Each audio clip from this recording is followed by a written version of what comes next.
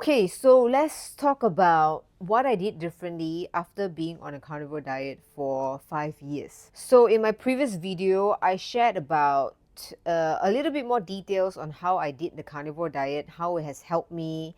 And so, this is going to be more about what are the things that I changed, what I've noticed. And I think this relates back to me talking about how important it is for you to do your blood work, especially for the women, is to understand, learn about your cycle and your hormones. I know people who are trying to do the elimination diet will go into the route of wanting to fast, wanting to cut out all the carbs. It's all for that mental clarity, better skin, weight loss. There's so many benefits to it, but the thing is, nobody is really there to teach us on how to do it according to how we feel and how is it tailored towards your own body. Because as much as it has helped a lot of people, I think if you are unaware of your current state and you don't have things like doing regular blood work to really make sure that whatever symptoms that you're facing or any side effect, or does it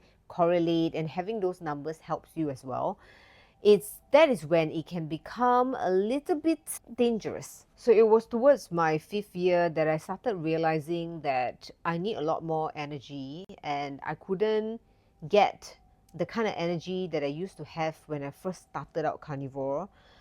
I was probably under eating animal fats, and because of digestion is not as easy. So for those of you who have tried eating high fats, I think it takes a while for you to adapt.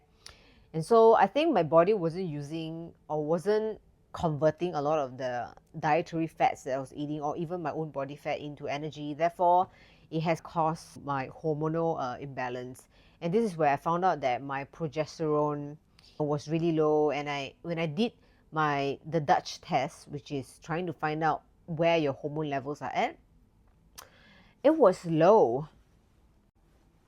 Thing is, I don't have PCOS anymore. So there was one thing that fixed it when I was on the carnivore diet. It's just that carnivore diet worked so well until it stopped working. I'm still an advocate for the carnivore diet. It's just that I'm doing it a little bit differently, where I cycle in and out of being on a strict carnivore and then incorporating a little bit of fruits, a little bit of sweet potato.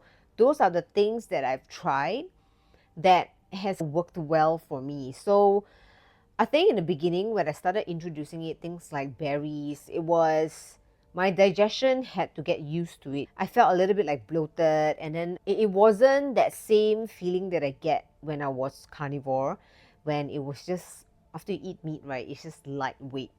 But the thing is, I also started realizing that having too much protein sometimes can cause you to have this kind of like blood sugar dysregulation. So that's when I figured that with my intense training, because I lift really heavy a few times a week, sometimes when I feel like it, I would sprint and things like that. So I really like to exert myself at the gym. And so I realized that being on a carnivore diet didn't really help my hormones so much in order to sustain this kind of lifestyle that I have.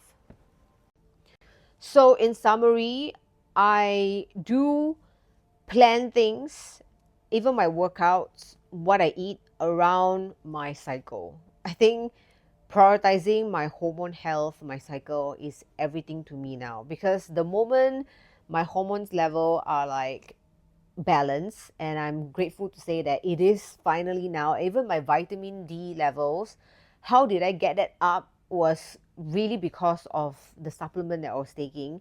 And that's when I started noticing things start to change. I was feeling more energy. My skin is better. I'm not going to say that my skin is perfect. So if, for example, I under eat fats, certain macros, if I under eat fats, I don't eat enough, let's say sweet potato or my berries, like I just focus on protein.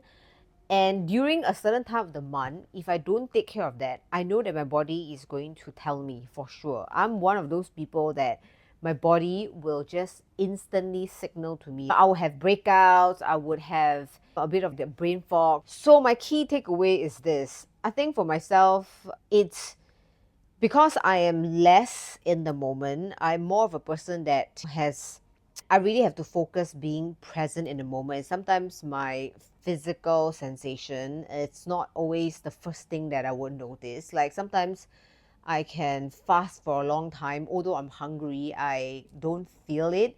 So I need to be very present. I need to be very in tune with my body to know that, okay, you know what, this time I need a bit more sweet potato because tomorrow I'm going to have a crazy workout. Like it's to be very adapted to what's happening around me and also my cycle. I think my advice, I think my only advice to all of you ladies out there, if you're not feeling your best and you really want to take control of your mental clarity, being able to feel really confident, feel good, and not have any of those like PMS kind of symptoms, right?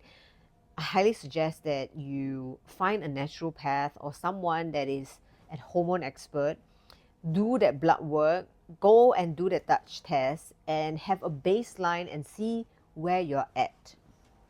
That has helped me tremendously, not just for physical or just for the fact that I want to have good skin. It's not because of that. I think there's so much at play when it comes to this kind of things. When you don't feel good on the inside, it's gonna be a lot harder for you to like try to like manifest, have a purpose in life, be disciplined, have a lot of determination. It's for me, it always starts from that health perspective. Anyways, guys, I hope you found this somewhat useful. Let me know if you have any questions. I'll be happy to address them. If you would like me to elaborate a little bit more on certain parts, I'll be happy to do that. I will see you in the next video. Bye.